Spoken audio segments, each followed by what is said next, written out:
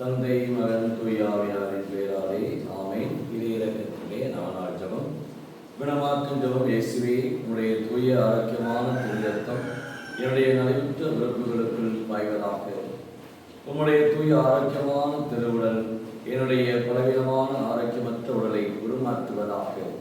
உண்மையாகவே இது உமது பரிசுத்த சித்தமானால் ஒரு ஆரோக்கியமான நல்ல வாழ்வை பெருக்கெடுத்து ஓடட்டும்.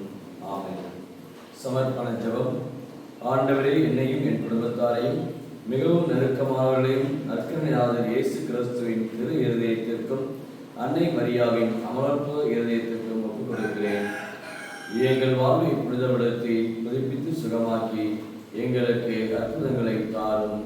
ஆமென். தொடக்க ஜெபம். இயேசுவே, மரணத்தினால் வாழ்வின் நூற்றுக்கண் ஆன்மாக்களுக்காக பொங்கி எழுந்தது. அனைத்துலகத்திற்காக இரக்கத்தின் பெருங்கடல் திறக்கப்பட்டது. வாழ்வின் ஊற்றே, அளவில்லா இரக்கத்தினால் அனைத்துலகத்தையும் சூழ்ந்து உண்மையே எங்கள் மேல் பொழிந்தி இயேசுவின் இதயத்திலிருந்து இரக்கத்தின் ஊற்றாக எங்களுக்காக பொங்கி எழுந்த இரத்தமே தண்ணீரே, நான் மீது நம்பிக்கை வைக்கிறேன். ஆமென். ஆண்டவர் உங்களோடு இருப்பாராக, உம் ஆன்மாவோடும் இருப்பாராக. தூய லூக்கா எழுதிய பரிசுத்த நற்செய்தியிலிருந்து வாசகம். ஆண்டவரே, மாட்சி உமக்கே. அதிகாரம் 14, இறை வார்த்தைகள் 1-8 முடிய. அக்காலத்தில் இயேசு தம் சிலருக்கு கூறியது, சிலர் ஒருவருக்கு வீட்டு பொறுப்பாளர்கள் இருந்தால் அவர் தலைவரின் உடைமைகளை பாழாக்கியதாக அவர் மீது கொலை சுமத்தப்பட்டது. தலைவர் அவரை கூப்பிட்டு, உம்மை பற்றி நான் கேள்விப்படுவது என்ன? உன் பொறுப்பில் உள்ள கணக்கு எப்படியும் நீரினி வீட்டு பொறுப்பாளராக இருக்க முடியாது என்று அவர்கள் கூறினார். அந்த வீட்டு பொறுப்பாளர், நான் என்ன செய்வேன்? வீட்டு பொறுப்பிலிருந்து என் தலைவர் என்னை நீக்கிவிடப் போகிறாரே. மண் வெட்டவோ என்னால் இயலாது, இறந்து உண்ணவும் வெட்கமாய் இருக்கிறது. வீட்டு பொறுப்பிலிருந்து என்னை நீக்கிவிடும் போது பிறர் என்னை தங்கள் வீடுகளில் ஏற்றுக்கொள்ளும்படி நான் என்ன செய்ய வேண்டும் என எனக்கு தெரியும் என்று அவர் தமக்குள்ளே சொல்லிக் கொண்டார். பின்பு அவர் தம் தலைவரிடம் கடன்பட்டவர்களை ஒவ்வொருவராக வரவழைத்தார். முதலாவது வந்தவரிடம், நீர் என் தலைவரிடம் எவ்வளவு கடன் பிடிக்கிறீர் என்று கேட்டார். அதற்கு அவர் 100 குடம் எண்ணெய் என்றார். வீட்டு பொறுப்பாளர்கள் மிகவும் கடன் சீட்டு உட்கார்ந்து 50 என்று உடனே எழுது நின்றார். பின்பு அடுத்தவரிடம், நீர் எவ்வளவு கடன் பட்டிருக்கிறீர் என்று கேட்டார். அதற்கு 100 முறை கோதுமை என்றார். உடனே மிகவும் கடன் சீட்டு 80 என்று எழுது நின்றார். நேர்மையற்ற அந்த வீட்டு பொறுப்பாளர் உண்மையோடு செயல்பட்டதால் தலைவரை பாராட்டினார். ஏனெனில் ஒளி மக்களை விட இவ்வுலகி மக்கள் தங்கள் தலைவரிடத்திலே மிக்க முன்மதிகளாய் நடந்து கொள்கிறார்கள். இது வாழ்வதிலும் கிறிஸ்துவின் நற்செய்தி.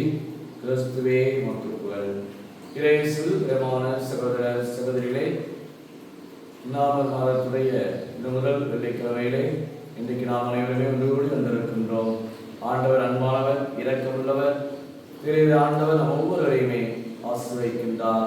அவருடைய இரக்கத்தால், அவருடைய பரிவால் நாம் வழிநடத்தப்படுகின்றோம். ஆகவே இந்த வெள்ளிக்கிழமையிலே, இந்த நவம்பர் மாதத்திலே நம் ஒவ்வொருடைய வேண்டுதல்கள் விண்ணப்ப அனைத்து இந்த இறை இரக்கத்தை நாம் கொடுக்கின்றோம். ஆண்டவர் கனிவோடு நம்மை பார்க்கின்றார். அது குறிப்பாக இன்றைய இந்த வாசகம் அனைத்துமே நாம் பார்க்கிற பொழுது நாம் ஒவ்வொருவருமே இறை பற்றோடு வாழ வேண்டும் என்பதை போலடியார் ரோமையர்களிலே முதல் வாசகத்திலே அருமையாக குறிப்பிடுகின்றார்.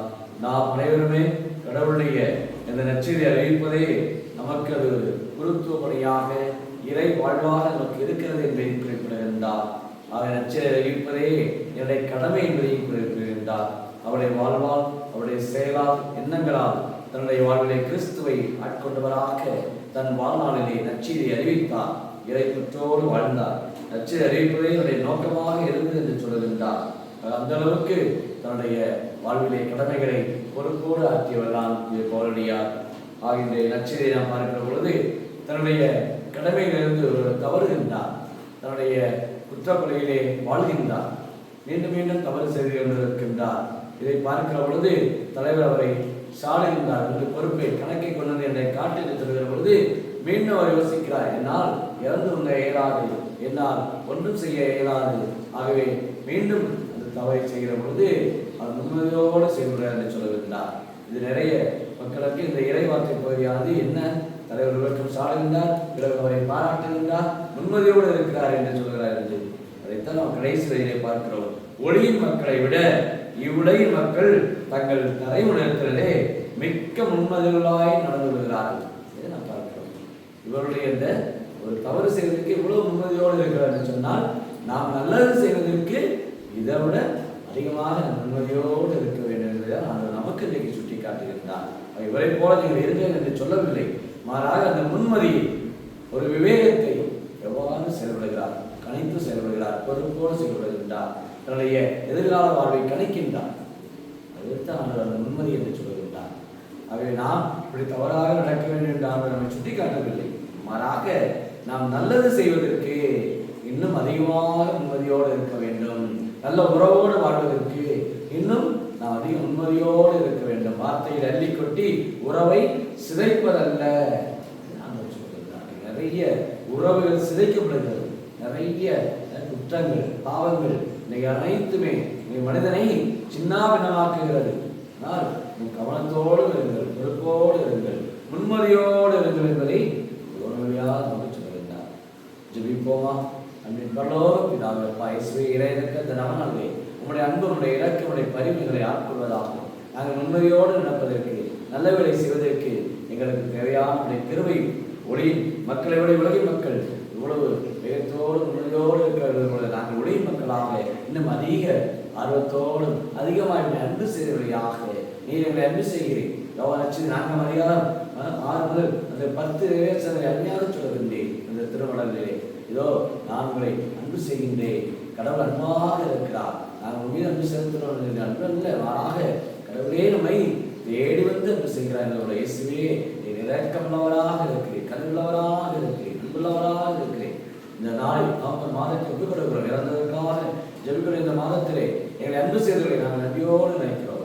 எங்களை விட்டு பிரிந்திருப்பவர்களை நன்றியோடு நினைக்கின்றோம். இன்னும் தொடர்ந்து உங்களுடைய மேலான கொடைகள் இந்த நாளிலே ஒவ்வொருவருமே முன்மதியோடு விண்ணகத்தை அடைய இந்த உலக வாழ்வை பிறந்து விண்ணக வாழ்வே எங்களுக்கு தாய்நாடு என்றதில்லை என்றும் நாங்கள் இறை நம்பிக்கையோடு பயணிக்க வீட்டில் ஜெபிக்கிற அநேக குடும்பத்தார் இறை இறக்க இந்த நவநாள் வழியாக வேண்டுதல்கள், விண்ணப்பங்கள், எதிர்பார்ப்புகள், நவ மாதத்திலே நடக்கக்கூடிய நல்ல காரியங்கள், குடும்ப காரியங்கள், தொழில் காரியங்கள், என்னும் குடும்ப சமாதானம், என்னும் கட்டுகள் மாற, என்னும் சாபங்கள் மாற, என்னும் குடும்பத்திலே அமைதி பிறக்கின்ற பப்புக்கிற ஜப வேண்டுதலை கனிவோடு கேட்டு குடும்ப சமாதானத்தோடு ஒற்றுமையோடு உடைய இரக்கத்தோடு வாழ தேவையான முன்மதியை ஒவ்வொருவருக்கும் ஒவ்வொரு குடும்பத்தாருக்குமே இந்த நாளை கொடுக்கும்படி கிறிஸ்து வழியாக மன்றாடுகிறோம்.